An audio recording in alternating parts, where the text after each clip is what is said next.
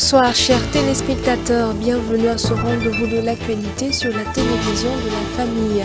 Comme titre dans cette édition, la Convention des Nations Unies sur la lutte contre la désertification à travers la COP 15 s'ouvre à Abidjan en Côte d'Ivoire ce 9 mai jusqu'au 20 mai prochain. C'était là le titre dans ce journal. Une fois de plus, bonsoir. Un rêve devenu réalité à présent, David Kinda vient de faire ses premiers pas sur la scène musicale avec un album de 7 titres traitant de plusieurs thèmes en vue d'amener au Seigneur Jésus-Christ plus d'âmes. La dédicace s'est déroulée à l'église des Assemblées de Dieu, la Colombe à Ouagadougou. Antoinette Bénon, Xavier Ouetrago pour les détails.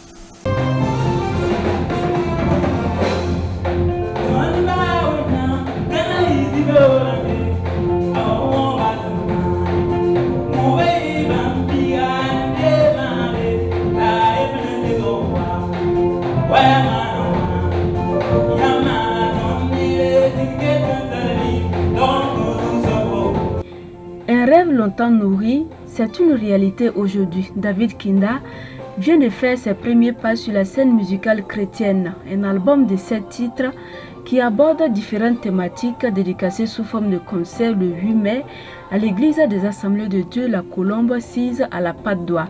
Il rend grâce à Dieu pour cette œuvre palpable qui a connu beaucoup d'obstacles.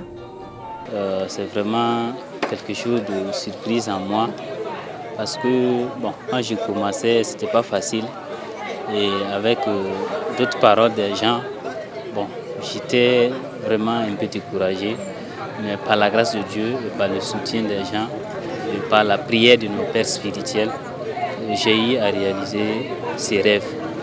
Je rends grâce à Dieu pour cette action qu'il m'a permis d'avoir un succès dans la réalisation de cet album. La thématique de cet album, je peux avoir en première position comme le titre phare, Ousmane Barka. Le deuxième titre, c'est Tézou Soba. Le troisième titre, c'est un chant de mariage qui parle de Niébagari, c'est-à-dire fondement. Le troisième chant, c'est un chant de Zouk. Voilà, c'est Ifoye Latim, la solution de ton problème. Le cinquième, c'est un reggae qui dit que le paradis n'est pas comme d'ici-bas, où on peut avoir tout, pas nos moyens ou pas l'argent qu'on peut payer pour avoir accès. Le sixième titre, ça parle des problèmes du monde. Voilà, Zamana Yela. Le septième titre, c'est un remix du quatrième titre, Foye Latim.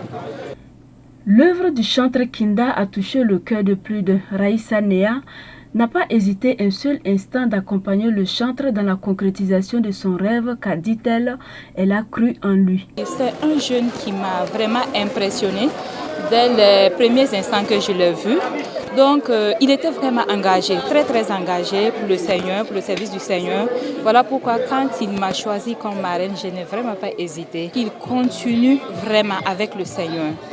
Il maintienne cette relation avec le Seigneur, il ne s'éloigne jamais et qu'il laisse toujours inspiré par le Saint-Esprit. Et là, il verra que ce talent qu'il a en lui là va toujours aller de l'avant et il va toujours briller chaque jour. Et c'est cet album que nous venons de voir, ce n'est que le début. Nous allons encore découvrir de merveilleuses choses avec lui.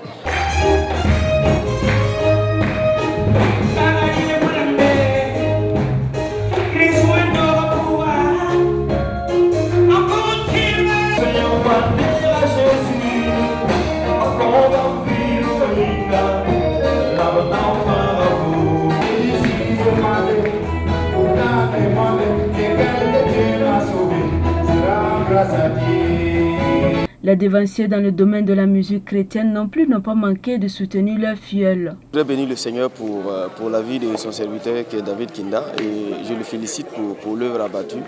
Et je pense que c'est quelqu'un qui a beaucoup de talent et surtout le message qui est véhiculé dans ses chants sont des messages d'espoir, des messages d'encouragement. Et je pense que c'est une bénédiction pour le corps de Christ, pour l'Église et il mérite vraiment d'être encouragé. Dieu parle tantôt d'une manière, tantôt d'une autre. Cette dédicace fut une occasion pour le peuple de Dieu et les invités d'entendre le message du Seigneur, particulièrement aux chanteurs et artistes Le pasteur Pascal Nikema leur a demandé de se laisser guider par le Saint-Esprit afin qu'ils soient élevés davantage. Né à Gelkoto dans la province de San Matenga, c'est en classe de seconde que David Kinda a nourri cette ambition aujourd'hui devenue concrète. Son désir, c'est que le Seigneur le soutienne davantage à réaliser les clips de cet album. Cependant, il encourage tous ceux qui ont des talents à le mettre au service du Seigneur. Et pour la deuxième fois consécutive, l'Institut d'enseignement théologique et artistique des Assemblées de Dieu du Burkina Faso, basé à Ziaré, lance la composition de son baccalauréat théologique en français et en langue nationale morée.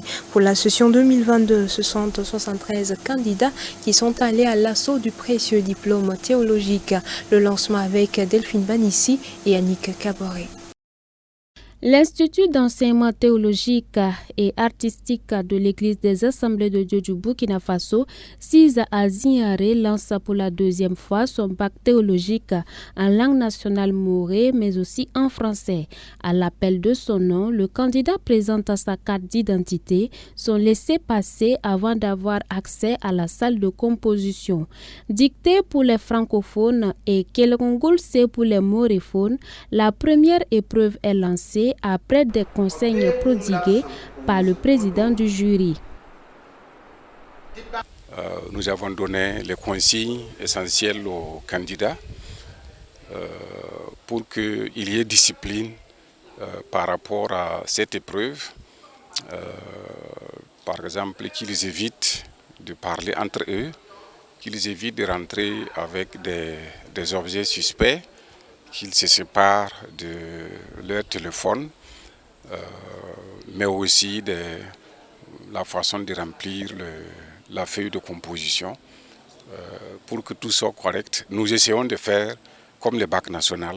Après composition, les candidats qui ont trouvé le sujet assez abordable se disent confiants pour les résultats. Je viens de sortir en tout cas de la composition du bac. L'épreuve, c'était la dictée.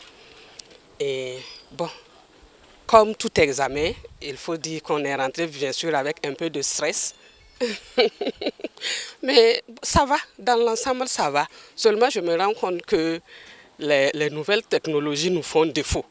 Avec souvent on est tellement habitué au portable, à l'ordinateur. Donc ça fait qu'on ne fait plus attention à certains mots. Puisque c'est une évaluation, nous avons fait ce que nous pouvons et nous disons que c'était assez lourd. La christologie, l'eschatologie, l'anthropologie sont entre autres les modules auxquels ont été formés ces étudiants de INSETA. Et pour prendre part à la composition de ce baccalauréat théologique, il faut avoir validé au moins 10 modules sur 2 années de préparation. Vous avez d'abord 2 ans pour faire le bac. Les 2 premières années, c'est la préparation au baccalauréat théologique. Et d'ailleurs, pour être admis au programme de baccalauréat théologique, il faut avoir validé 10 modules de formation. Et une fois que le bac est obtenu, la formation est complétée pendant 2 ans. 2 ans de formation pour avoir une licence en théologie. Donc en fait, c'est la licence qui fait 4 ans. Le bac, c'est 2 ans. Et puis bon, donc en tout, on a 4 ans de formation. À INSETA, on brasse tous les horizons en matière de formation, propos du PCA de l'Institut qui évoque les conditions pour intégrer cette école. Et les conditions pour venir à INSETA, il faut d'abord être né de nouveau, être un vrai chrétien recommandé par son église, recommandé par sa région et venir avec conviction parce que sans la conviction ce sera difficile puisque le lot de travail à fournir est élevé puisque nous voulons qu'ils aient un bon niveau afin de répondre aux besoins de l'église. Pour les moréphones, nous développons une bibliothèque de telle sorte qu'ils soient capables d'exploiter tous ces livres. Parce qu'en Morée, c'est vrai, nous n'avons pas assez de documents, mais nous travaillons à ce niveau pour qu'ils soient capables de pouvoir bien les exploiter. C'est une grande première au Burkina Faso, un bac théologique en langue nationale morée. Et le ministère en charge de la promotion des langues nationales et celui en charge de l'enseignement supérieur, de la recherche scientifique et de l'innovation d'accompagner et de saluer cette initiative de l'Église des Assemblées de Dieu du Burkina Faso. C'est une bonne initiative, surtout pour la promotion de la langue nationale. Et voilà. Et parce que c'est une première et vraiment nous trouvons que c'est une bonne chose. Voilà. Au plan administratif, je pense que c'est un diplôme, aussi comme les autres diplômes. Et seulement ici c'est dans le domaine théologique. Voilà. Et je dirais que ce diplôme va surtout aider le pasteur. Voilà, qui va sortir de ce système-là, voilà, de bien faire son œuvre. Pour cette session de mai 2022, ce sont 73 candidats qui vont à l'assaut de ce précieux diplôme théologique tant en français qu'en langue nationale morée. Débuté ce 9 mai 2022, les résultats du bac théologique de INSETA sont attendus le 20 mai 2022. L'enseignement à INSETA repose sur 3 principes. Le directeur de l'Institut nous les énumère dans cet élément, signé Delphine Banissi et Yannick Kaboré. INSETA se veut donc être une école supérieure, une école de formation des cadres. Donc à ce niveau, il y a une innovation. Deuxième innovation, à INSETA, on essaie de faire la théologie de façon profonde et de façon sérieuse. Il y a un accent particulier sur les langues bibliques. Le grec biblique est étudié, l'hébreu biblique est étudié. Et à partir du grec biblique et de l'hébreu biblique, nous essayons de faire de l'exégèse biblique à partir de la langue nationale qu'est le moré actuellement. Donc à ce niveau, quand même, il y a une grande particularité.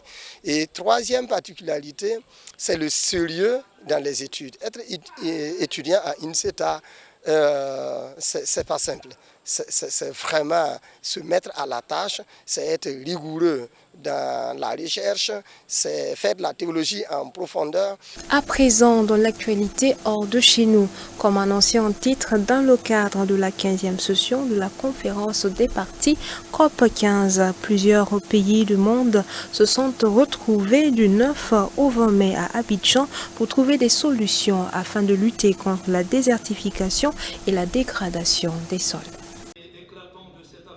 Moins célèbre que sa grande sœur, la COP26 consacrée au climat, la COP15 s'ouvrait ce lundi à Abidjan.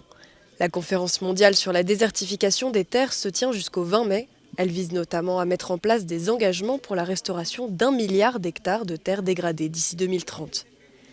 Selon un rapport de la Convention des Nations Unies contre la désertification publié en avril, 40% de la surface de la Terre a été dégradée par l'activité humaine. Une situation qui affecte directement la moitié de l'humanité. Notre sommet se tient dans un contexte d'urgence climatique qui impacte durement nos politiques de gestion des terres et exacerbe le phénomène de sécheresse. Il se tient également à un moment où nos économies sont fragilisées par les impacts de la Covid-19 et subissent plein fouet les effets du drame qui se joue en Ukraine. Le continent africain subit déjà largement les conséquences de sécheresse à répétition, en particulier au Sahel et en Afrique de l'Ouest. Dans la Corne de l'Afrique également, 20 millions de personnes sont menacées d'insécurité alimentaire. Ce sommet sera l'occasion d'évoquer l'un des plus importants projets de lutte contre la désertification, la Grande Muraille Verte, qui a pour objectif de restaurer 100 milliards d'hectares de terres abîmées dans le Sahel. Lors du One Planet Summit de 2021, la France s'était engagée à porter à 14 milliards d'euros les fonds internationaux destinés à ce grand projet. Guerre en Ukraine, le président français appelle à ne pas céder à la tentation d'humilier la Russie malgré l'invasion de l'Ukraine, car Moscou devra participer aux négociations de paix avec Kiev. Ne pas humilier la Russie. Le président français met en garde contre cette tentation après l'invasion de l'Ukraine. Emmanuel Macron souligne que lorsqu'une paix sera signée, il faudra alors que Moscou et Kiev puissent se parler et négocier ensemble autour d'une même table. Mais nous aurons demain une paix à bâtir. Ne l'oublions jamais. Et je le rappelais tout à l'heure, nous aurons à le faire avec autour de la table et l'Ukraine et la Russie. Les termes de la discussion et de la négociation seront fixés par l'Ukraine et la Russie. Mais ça ne se fera ni dans la négation, ni dans l'exclusion de l'un l'autre, ni même dans l'humiliation. Le dirigeant français a aussi présenté sa vision d'une communauté élargie des démocraties européennes. Cette approche doit entraîner une plus grande coopération entre les États non membres de l'Union. Des pays comme l'Ukraine ou le Royaume-Uni pourraient ainsi faire partie de ce cadre agrandi. Emmanuel Macron a présenté ses propositions lundi à Strasbourg à l'occasion de la Journée de l'Europe, quand le président russe célébrait à Moscou à travers une grande parade militaire le jour de la victoire. 2 commémorations aux tonalités différentes. Je pense que la journée d'aujourd'hui en dit long et qu'elle parle d'elle-même. D'un côté, vous voyez un autocrate, Vladimir Poutine, à Moscou avec sa parade militaire. C'est la seule chose qu'il a à offrir à son peuple. Et puis d'un autre côté, ici, au Parlement européen, vous voyez une célébration de la démocratie. La journée de lundi a aussi marqué la fin de la conférence sur l'avenir de l'Europe, un processus de démocratie participative au cours duquel les citoyens ont pu donner leur avis sur l'orientation à donner au projet européen. Et c'est ce qui referme cette édition. Merci de votre constante fidélité. Excellente suite de programmes sur la télévision de la famille.